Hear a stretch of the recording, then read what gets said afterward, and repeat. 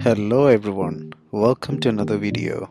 Today you will master the art of making the perfect omelette. Things you need: I have a jug, 2 eggs, a large fork, a tablespoon, salt, pepper, olive oil, and there's a plate warming in the oven.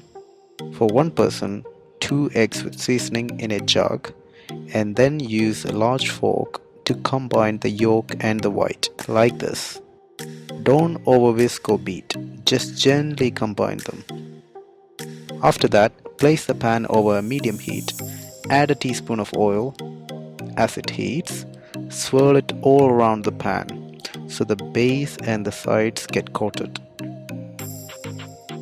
Now turn the heat up to high and watch until the oil begins to shimmer.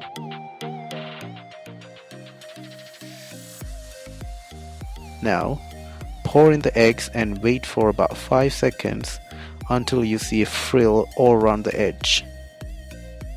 Wait till you see this. It's quite easy to see.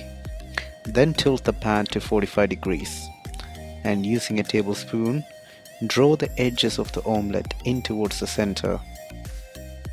Then let the liquid egg flow back into the space and keep tilting the pan backwards and forwards, pulling the edges in with a spoon until there is no liquid egg left, except on the surface. Now, the important bit. It's time to fold. So take the pan over to the warmed plate and angle it like this. Then using the spoon to flip one side over to the center. Then fold it again as it arrives on the plate. To finish, scatter a generous amount of freshly grated parmesan over.